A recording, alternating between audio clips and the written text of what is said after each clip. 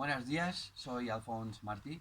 Bienvenidos a mi canal de YouTube y en esta ocasión voy a analizar un poquito, soy como autor del libro A la caza del contaminado, voy a analizar un poquito el proceso político que estamos viviendo desde hace un año y los discursos y la tendencia que está tomando la situación política internacional, especialmente en España.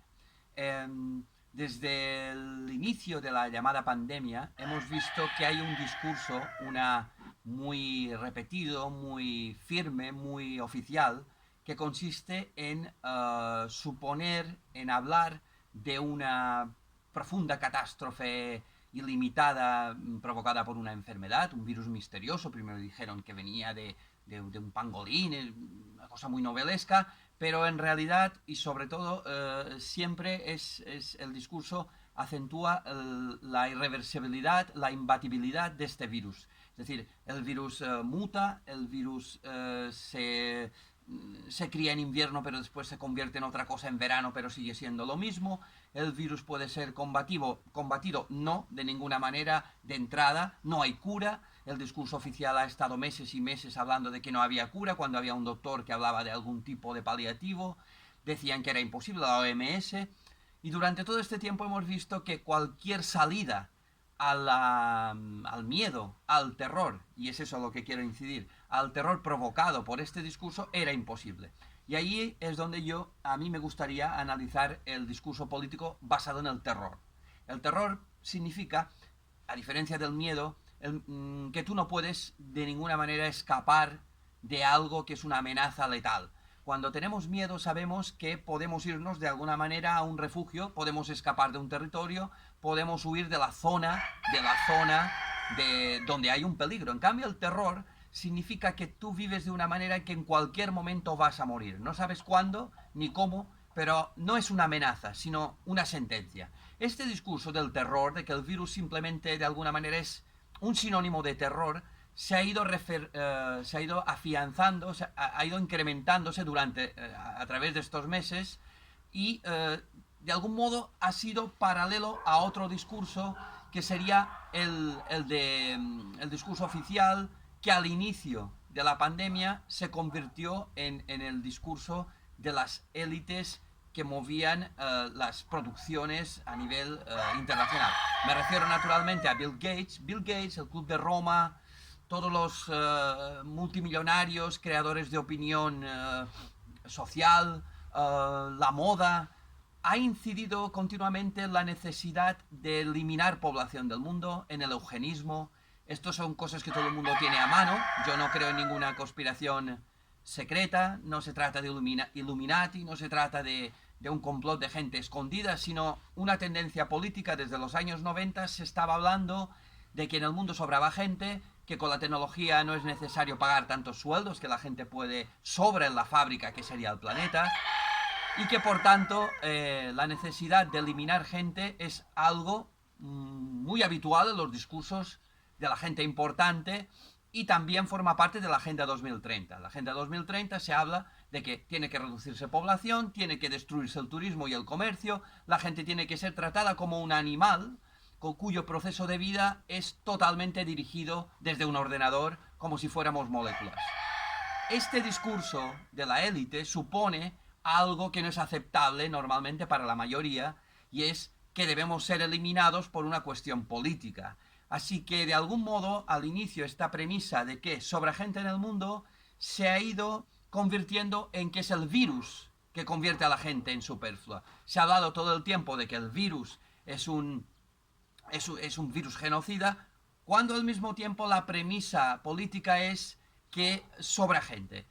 El discurso, por tanto, de que sobra gente se está convirtiendo también en la aceptación de que sobramos, sea cual sea la razón, sea el virus o sea la política. Y eso lo estamos viendo últimamente también en el tema de la vacuna. La vacuna tenía que ser la cura milagrosa, el santo grial, la salvación universal, otorgada sobre todo por técnicos de especial capacidad para salvarnos, como Bill Gates, que es el patrocinador e inversor de la mayoría de vacunas que están ahora poniéndose en circulación prácticamente obligatoria. Y este discurso de las vacunas como salvación también está entrando en esta fase de aceptar que no sirven. Ya están diciendo que el virus puede mutar, que se puede convertir en otros virus, y ahí es donde me gustaría señalar que el final de esta historia puede ser el principio. Hubo un opinionista hace poco que en un periódico, un biólogo, desde el punto de vista oficial, empezaba a hablar de que este solo era el principio, que habría millones de virus. En una palabra, que la humanidad estaba totalmente sentenciada, excepto los que dicen esto, que siempre se sitúan en los que se van a salvar, y por tanto que debemos aceptar ser destruidos. Y por tanto, de algún modo, si nos fijamos en la situación, el discurso oficial juega a hablar de que el bicho, el virus, está provocando todo lo que está haciendo el Estado, y al mismo tiempo, al final tienes que aceptar la misma premisa inicial de que sobramos.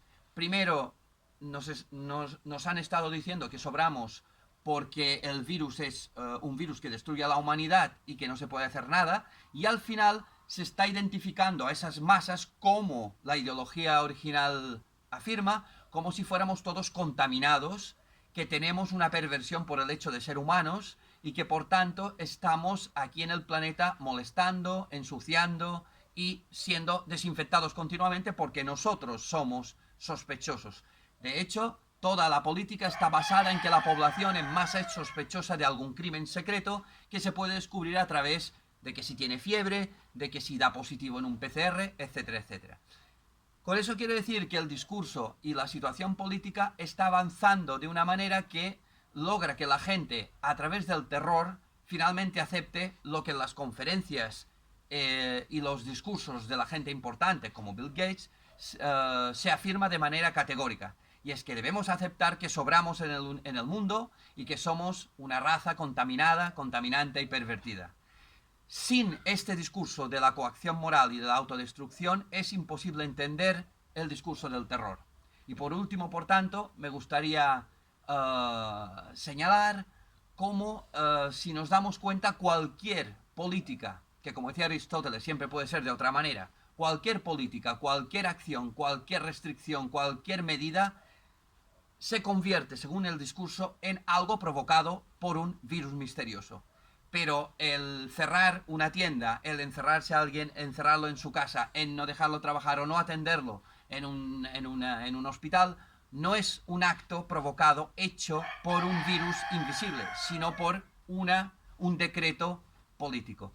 En este sentido, es realmente muy remarcable hasta qué punto la propaganda de este terror ha logrado que la gente, cualquier cosa que se le haga, puede ser justificada con la palabra COVID. Es decir, yo le digo a una persona que me dé su cartera y le digo, no, es que el COVID provoca que usted me tiene que dar su cartera a cambio de nada. Ha llegado un momento que la palabra virus y COVID sirve para justificar, para dar la culpa a algo misterioso de todo lo que se hace de manera abierta y sin ningún tipo de restricción, nunca mejor dicho, legal o de derecho. Y eso es, para mí, una de las cosas más importantes a tener en cuenta en todo esto, y es la distinción entre realidad y ficción, entre lo que uno ve, que es las acciones políticas o sociales, y lo que uno no ve, que es una misteriosa mutación de un ser extraterrestre que nadie ha visto y que por otra parte, según el discurso, simplemente es la propia sentencia que tenemos todos encima, que es que no tenemos ninguna salida. Pero, como ya decían los clásicos, la primera y más importante de todas las salidas es el pensar, el ver y mirar, y que es de algún modo lo que yo intento hacer en mi trabajo y a lo que creo que cualquier persona que me está escuchando pues sabe muy bien que es el primer recurso para tener salidas. Pensar, ver y no dejarse llevar por ningún tipo de ciencia ficción ni de confusión absurda. Muchas gracias. Saludos, Alfonso Martí.